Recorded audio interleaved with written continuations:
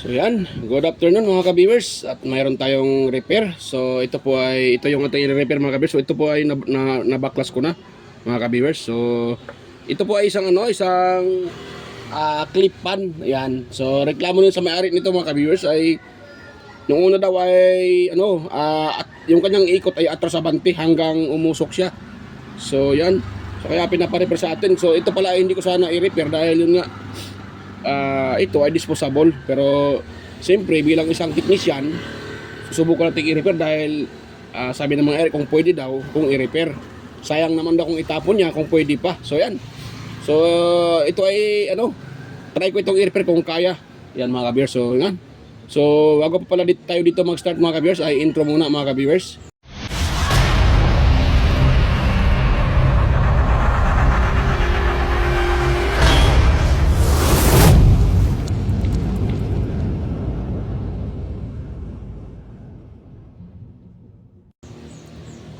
Yan, so dito tayo So ito pala ina-open ko na mga kabirso. Kung tinan nyo yan, napakita ko sa inyo.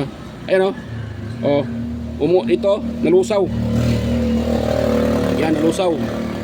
Ay, pasensya na, mga dumi yung kamay ko dahil kaka-repair ko lang din ng electric fan. So yan nalusaw siya.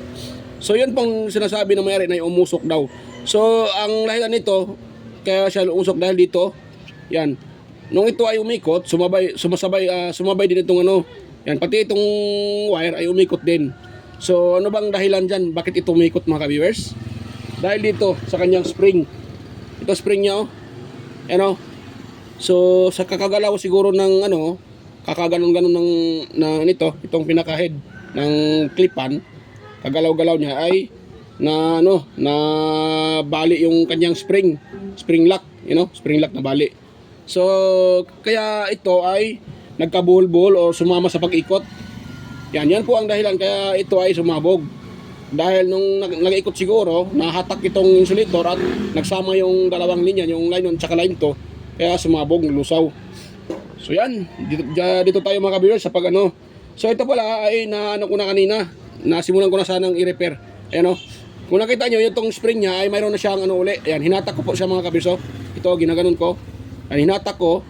Yan, at tinupi ko siya uli, papataas para maging ganito siya Yan, ito kasi mga kabirsa, nung hindi pa nabali ay ganoon siya Wait lang ha. Ganon ganon. So ganon siya, ito ganon yung forma. Nung nabali, so ito wala pa to. Ako na nagtupi niyan pataas para maging ganito. Yan. So kung sakaling mayroon kayong electric fan na clip pan na nabuhol-buhol yung wire niya, katulad dito sumabay sa pag-ikot. So kadalasang sira ay dito talaga nag-cause, kaya siya ito yung pinaka-source ng sira. Itong kanyang spring lock. Yan po nabali. Pag ito ay nabali, ganito kasi yan mga ka-viewers Ito yung stopper sa lalim dito sa pinaka niya ito. Diba ito yung clip. Ito sa lalim kasi ito, ganon. Tapos naka-screw. Yan, ganon kasi yan mga ka-viewers. Tapos ito naman, meron tong butas mga ka-viewers, Wait lang ha, pakita ko sa inyo. Kasi siya na medyo in-explain ko lang kung paano ito nagkaroon ng So itong pinaka-lock niya, dito yan tatama mga siya diyan yan papasok. Kita niyo yung butas na yan. Ayan, pag ganun siya, pag ganun. Wait lang ha, pakita ko sa inyo ha. Pag ganun siya. So ngayon, ganito naman yun sa likod. Ito, pasok natin dito ha. Pakita ko sa inyo para magkaroon kayo ng ideya. Ayan. So ganito yan siya mga ka-viewers. Yan, ganyan siya. So ngayon, pag ikot ng electric fan, pag pinapaandar natin, siyempre pag wala itong lock, sasabay ito. Yan, ito. Dahil may lock, diba? Diba? Babalik siya agad babalik siya, diba? Pag ikot ng ganyan, babalik agad yan dahil may spring lock.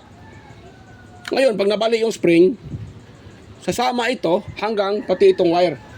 Ito. Sasama nagkabulbul. Yan, sasama sa pag-ikot ito. Kaya ang tendency dyan, uusok talaga yung wire. Dahil katulad nito, nahatak siguro dahil sa kakaikot at nagsama yung dalawang linya. Kaya ang ginagawa ko dito, itong pinaka-lock, spring lock niya, ay hinatak ko ulit. Tapos, tinupi ko siya. Tinupi ko siya ulit. So, ganun yun na siya mga kabres. Kung sakaling yung clip fan ay ganito yung nangyari, na umikot pati yung wire, itong pinaka-wire niya umikot, ibig sabihin, sira na din yung kanyang spring, maaaring nabali, tulad dito nabali. Ayan siya oh. Yan. So yan po yung kanyang kanyang nangyari sa kanya. So dito tayo mga kabiyers, bago natin salpak dito, ito-test mo natin itong motor kung buo pa ba ito. So atin mo nang i-open mga kabiyers. Yan. Atin mo na i-test kung buo pa ba yung kanyang pinaka-windings. Dahil pag yan ay sira na rin o nasunog na, so wala na tayong magawa dito. Itapon na lang to. Dahil yun nga, disposable ito eh. Pero pag buo pa naman yung kanyang motor, hindi pa sunog, ay mara-repair at para-repair yan mga kabiyers. Madali lang naman ito i-repair. Yan. Sa mga ibang technician, hindi sila nagre-repair ng ganito dahil yun nga ay aksayado sa oras eh. Yan. Hindi man siya basta-basta i-repair dahil tawag dyan. At saka aabutin ka ng oras-oras talaga. Pag ito ay nasira sa ilalim. So yan. Atin lang siguro itong puputulin to. Ito may dugtong yan dyan eh. Dyan din tayo magdugtong ng wire mamaya. Dahil meron akong wire dito na pangdugtong. Matitibay na wire to mga kabiyers. Ito kasing mga wire nila ay madali itong masira at ordinary. Samantala yung pangpalit natin ay nakuha ko sa sa mga yung power cord ng ng mga electric stand pan, yung stand pan. Yan doon ko nakuha itong wire niya oh. Ito dalawa to eh. May nagsabi sa akin, pwede ba daw ito lagyan ng fuse? Sa tingin ko, sa liit ng kanyang hibla mga ka-viewers, hindi mo siya, tingin ko ay hindi mag-protect yung fuse. Masunog na lang yung wire, yung fuse mo ay hindi lalo na paglagyan mo ng matataas na ito ay yung kahibla niya ay siguro hindi nga maabot siguro ng 0.5 amperes yung niya. So, yung hibla nito kung lagyan mo din ng fuse na tulad ng fuse ng electric fan, so hindi, at tingin ko mga kabiyers ay hindi siya accurate. Baka sunog na yung windings, yung fuse mo ay hindi pa nagpo-protect. Kaya nga ang manufacturer nito ay hindi na siguro kaya hindi na nilalagyan ng fuse. Siguro yan yung purpose nila mga kabiyers. Ito yung ating wire oh. Ito yung wire natin. So wala natin gawin sa pagpasok ng wire. Dito muna mga kabiyers oh. Ito yung una nating papasukan. Ito. Wait lang, dito pala. Mali. Dito sa baba. Ito. Yan. Diyan tayo magpasok, papailalim. Yung lalabas ba ito mga ka-viewers? Yan. Ito kasi yung niya. Ito kasi dito kasi yan eh. So dito yan. At sabi yung nito. Ito na pala. So ganyan dyan eh. Dyan. Saan ba to lalabas mga ka-viewers? Kagwang na. Ay dito may butas pala. Nakalimutan ko na mga ka-viewers eh. May butas siya. Ito ipasok eh. So mismo ako ay nahirapang ipasok ito. So pause ko muna mga ka-viewers. Pakita ko na sa inyo pag naipasok ko na. And medyo mahirap siya. Kailangan mo ng tiyaga. So wait lang. So yan mga ka-viewers, naipasok ko na. Medyo ako ay nahirapan din dito dahil makapal yung wire. So naipasok ko na, dinahan-dahan ko lang ang lumabas siya dito. Tapos di ba nakaganon yan? Di ba nakaganon yan mga ka-viewers? So ginaganon ko siya oh. Yan, pinapaganon ko siya para maipasok ko rin dito. Yan, so ganito na yung forma niya. Ngayon, ang next na, mga kabers, next natin gawin, itong lock niya. So ito sa likod, mga ka-viewers, dito. Ito, kita nyo pa yan? So dito na ipasok, para nakaganon yan yun. Parang, wait lang ha. Yon. Tapos, diba nakaganon na yan siya. Ito naman yung next. Ito. Yan, ipasok natin yan. Yan. Tapos ngayon, dito na natin ipasok itong pinaka-wire mga ka-viewers. Ito na, kita nyo ng butas tayo. Yan o. Yun, yung butas na yan. Diyan natin yan ilagay. Ipasok pala. Hirap mag-Tagalog ah. Yan. So, ganun lang mga ka-viewers. Tapos, itong tatlong butas na yan, di ba may pahaba yan, pa-triangle? Ito yung pinakataas. So, nga pala ito ay hindi ko sana ng video. So naisip ko na baka may mayroong mga ganito na gustong mag-DIY. So baka mayroon kayong ganito mga ka-viewers na gusto nyo i-DIY o nanghihinayang kayo. So ito yung video na to ay para sa inyo mga ka-viewers. Yan. So at isang ano din. So itong video na to ay para lang din po sa mga baguan or sa mga nag-DIY, sa mga gustong matutong mag-DIY. Sa mga master natin dyan, wag nyo na po itong intindihin mga ka-master. So pwede nyo din itong i-skip na lang dahil ito ay madali lang din para sa inyo. Yan.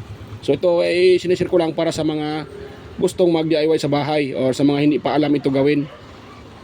Lalo na sa mga hindi technician. Yan. Or sa mga hindi nakapag-DIY. Sa mga nag-DIY, ito ay alam na rin nila. Yan. So ito, pasok natin mga ka-viewers. Yan. Yan. Ayun. Ano. Nga pala, take note ha. Dapat yung spring, bago nyo, ko sa inyo ha. Hirap mag-explain ha. Ito, dapat yung spring na yan ay nakapasok dito. Bago nyo i-screw itong tatlong screwhan na yan. Dahil pag ito ay hindi nakapasok dito, baka masayang na yung effort nyo. Pag ikot ng ceiling fan, sasabay din itong wire na inilagay natin. Kaya kailangan itong spring lock ay maipasok dito sa yan. So may butas na yan. Dapat ganun yung forma niya. Nakalabas ito para maglalak yan. So ngayon kuha tayo ng screw mga ka-viewers at tatlo. So ulit natin. Kahit pamaya natin lagay yung lock sa dito. Ito muna ang unahin natin. Ayun, nahulog So yung isa. Yun. Hirap mga ka-viewers Hirap mag-explain. Yan. Dito. Yun. Tapos lock natin yung tatlong lock na yan. Yan. Sundan nyo lang yung ginagawa ko mga ka-viewers para masundan nyo, para ma-repair nyo po yung inyong ceiling fan or clip fan. Yan.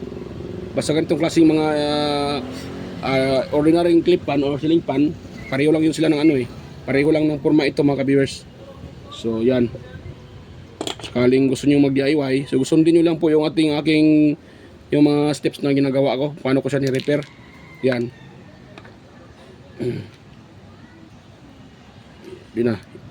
Wala nang magnet yung ko mga ka-viewers. Kailangan ko din itong sa magnet, babad ng ilang minuto para magkaroon ng magnet. So ito na. Yan nalock na siya mga ka-viewers. So gawin natin ngayon, hatakin natin ng konti. Yan. So dito naman tayo sa ito. Dahil ganun yan siya, ang una nating itong pinaka-cover niya, ipasok natin dito mga ka-viewers. Yan. Dapat ganyan. Tintang hatakin para hindi tayo mahirapan dyan sa Next, atin itong balatan. Dahil isusulda natin yan doon sa pinakadugtungan mga ka-viewers. Yun. Madali lang naman talaga to pag sundan. Medyo lang siya. Medyo tawag dyan.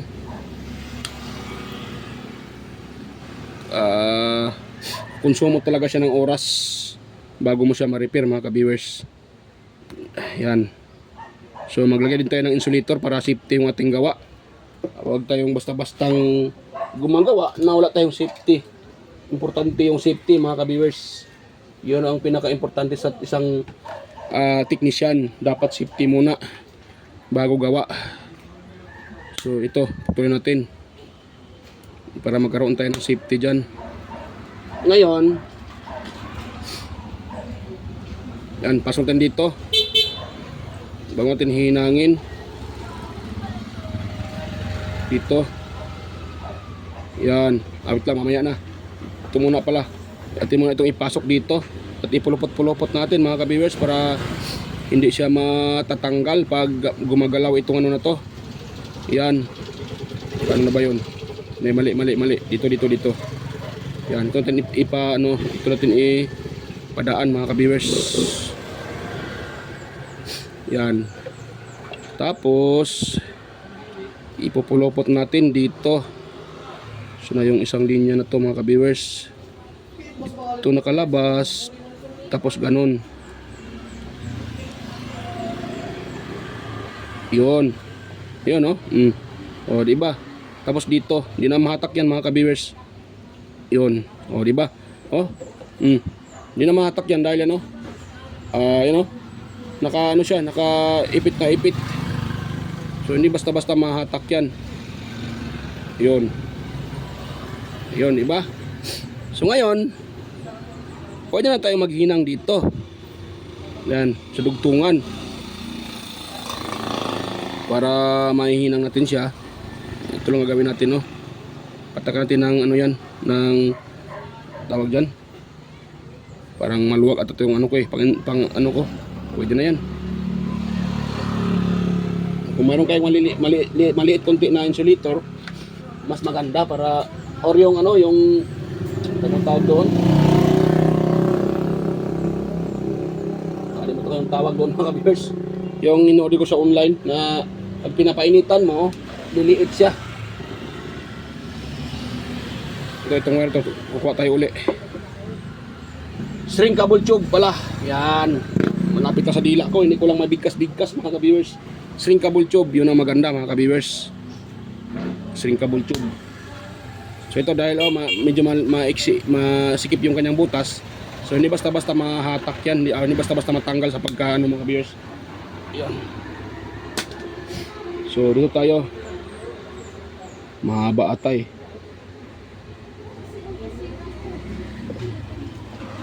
Dito.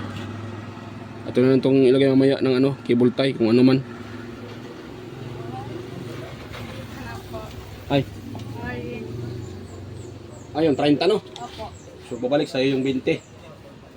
Ito yung 20. Thank you. Okay, thank you din. Ayan mga kabiyas, may customer na nagbayad.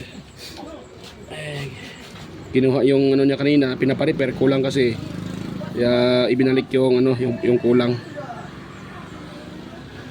So yan. Yan ko lang mga kabiyas, ihinang ko lang ito. So kuha ako ng ano. Sana yung aking panghinang. Limbarok talaga mga kabiyas. Yan, ating hinangin yan para gagalaw-galaw kasi ito eh. Pag pinaplug mo, eh gumaganong-ganon. Kaya kailangan nating hinangin para sa vibration or sa ano niya, hindi basta-basta mahatak. Kung ano ba ito.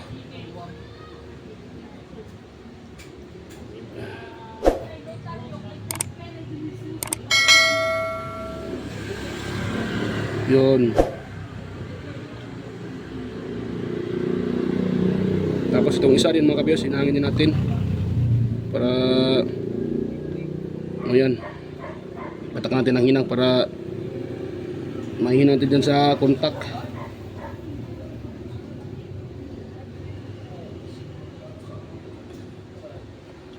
Yun. So pwede na yan. Ngayon ihinang natin. Ang problema medyo ano eh, makapal tong na ano ko na ano eh, wire. Paano ba ito mga ka-viewers?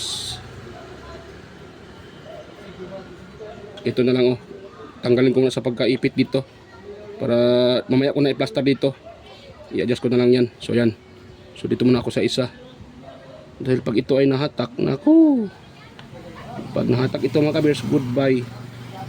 Okay lang sa labas mahatak, meron pang nakasiwil o nakalawit, pwede mo siyang mahinang uli, masulda. Eh kung doon nahatak sa pinakadugtungan sa ilalim ng ano, wala na, hindi mo na yan matawag dyan. So yan, so ganun ko na lang siya. Itong isa din, tindang hihinangin. Yun, mahirap mga ka-viewers eh. Wait lang ha, maiksi kasi yung wire eh. Ako, pag ito ay maano, wala na, hindi na ito ma-repair.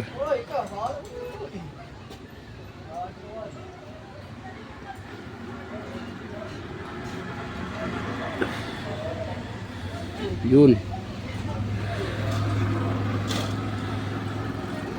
Kaso saan naman yun?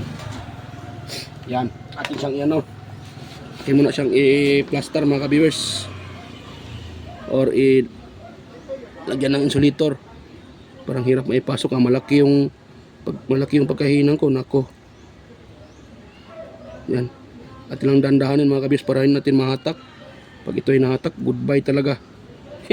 Hindi na ito ma-repair mga ka-viewers pag ito ay nahatak.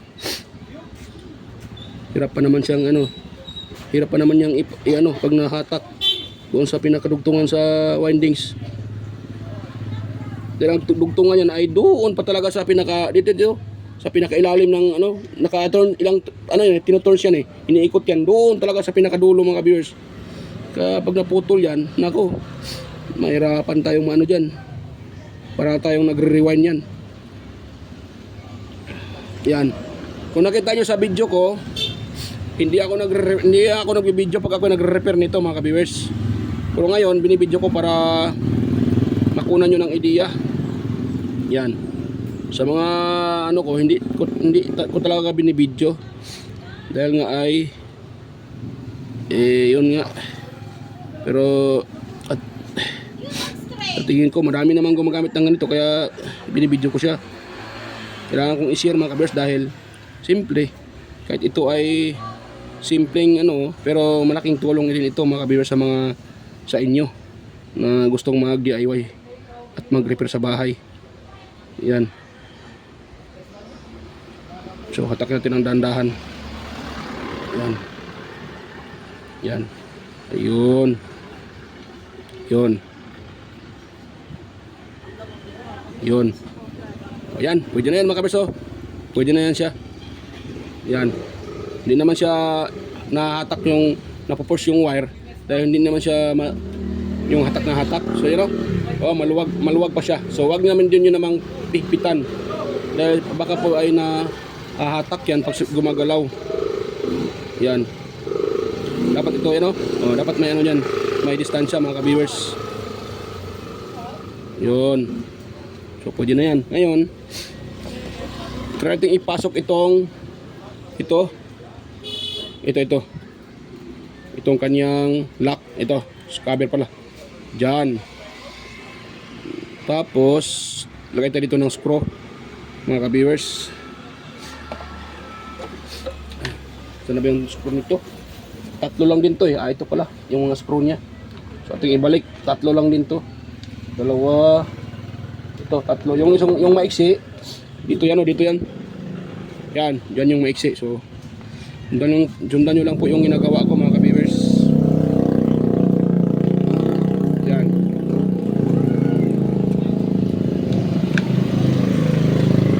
Yan. Pinakita ko sa inyo para masundan nyo mga ka-viewers. Sakaling mayroon kayong ganito klaseng clip pan at na pumutok, so hindi ko pa pala naitis yung ano nakalimutan kong itis yung motor. Sinasabi ko kanina na itis ko, hindi ko pala naitis.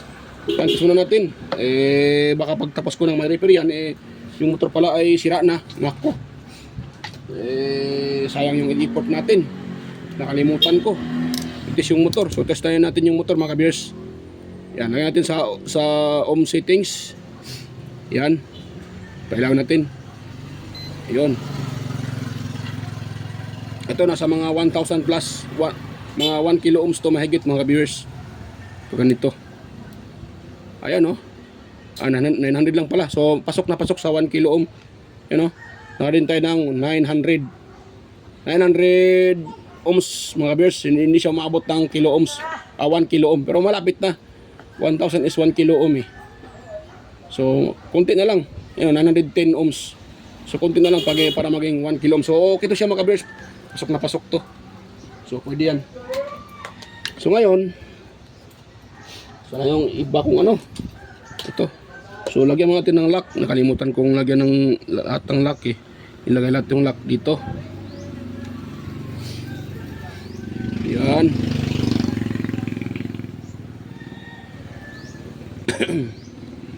So, yan mga ka-viewers kung sa tingin nyo ito ito ay nakakatulong at mayroon kayong ganito na sira na at sa tingin nyo ay kaya nyo lang ma-repair at na-repair nyo, so yan, baka naman ay pahingi ng kunting mga ka-viewers, pabor. Sana ay baka naman ay paki-subscribe ng aking channel mga ka-viewers. Yan, kung sa tingin nyo na ito po ay nakakatulong sa inyo, so baka naman ay pwede makahingi ng konting pabor.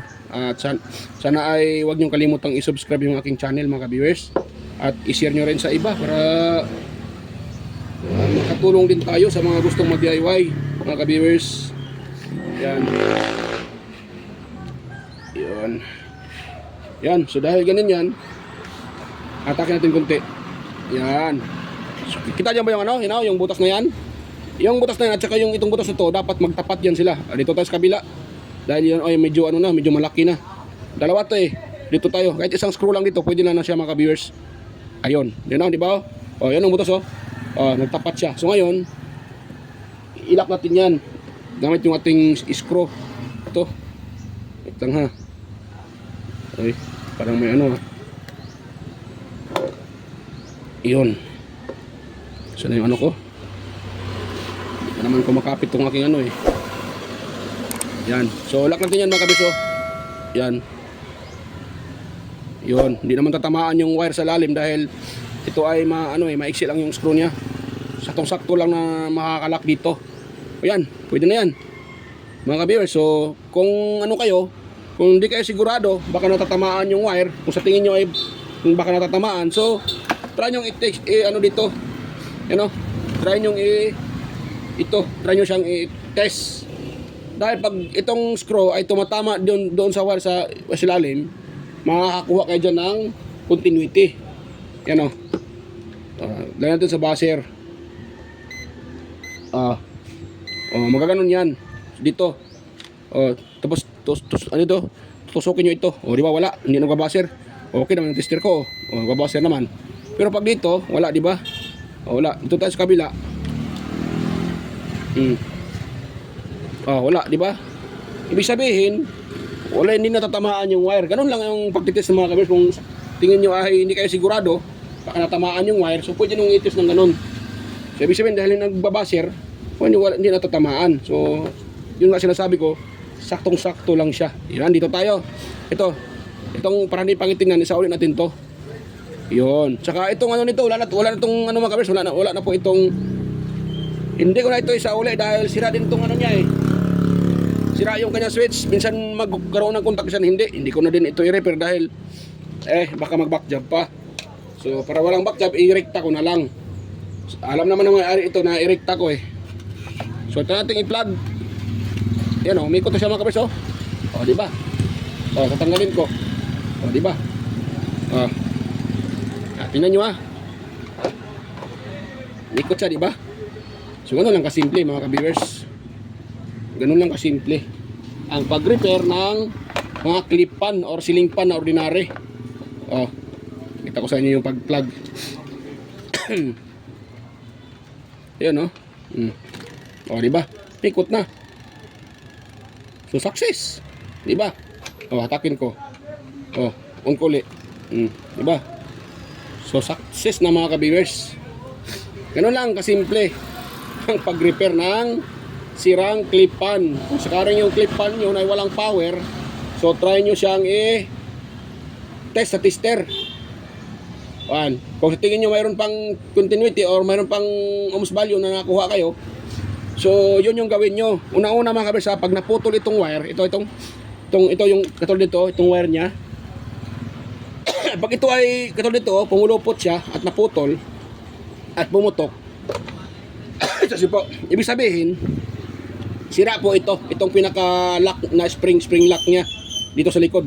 Bayo, pag pinakita ko kanina, so sira na po yan pag ganun. Yan. So pwede nyo siyang pwede nyo gawin uli. Katulad ng ginagawa ko, hinahatak tapos tinupi ko siya. Ganito din gawin nyo. Tupiin nyo siya ng pag ganito patayo. Yan, para maglalak din uli. So wag na kayong magbili pa ng spring. Ayan, pwede nyo namang hatakin yon dahil mahaba naman yung spring nya. Diba ito, nagawa ko nga hinatak ko lang siya at tinupi ko yung dulo. Habaan nyo konti para maganda. So yan mga kabis okay na yung ating repair. Ayan. Diba? Gumagana na. Diba? Gumagana siya mga kabis. Yan. Hindi lang wala kasi itong palapala hindi dinala ng may-ari yung pinaka-elisin nito. Hindi niya dinala Yan. Hindi dinala yung elisi. Yan. Yan, plug ko siya uli.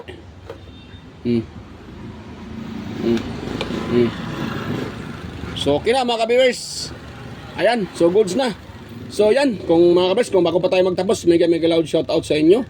Sa mga silent viewers dyan, organic viewers, sa mga palaging nanonood sa aking mga upload, sa mga sumusuporta, at sa mga kapwa ko tech vloggers at mga content creators. So mega loud shoutout sa inyo mga lods, mga idol, mga master. So shoutout sa inyong lahat. Yan. So yan mga ka-viewers, kung sa tingin nyo ay mayroon kayong nakuhang kunting ideya sa aking i-share, so kunting hiling lang. So sana wag niyong kalimutang i-subscribe yung aking channel at i-like yung ating video kung inyong nagustuhan. Yan. At higit sa lahat, wag niyo rin kalimutang i-share at yan, kunting ano na rin mga kabers, sana wag niyong i-skip yung ads na lumalabas sa aking video. Dahil yan po ay malaking tulong na rin sa akin bilang isang maliliit na content creator. So yan, bye-bye mga kabers at mega loud sa ating lahat at kita-kita tayo ulit sa aking next na mga upload. So yan, to God to be the glory mga ka-viewers. Bye-bye po. Ayan.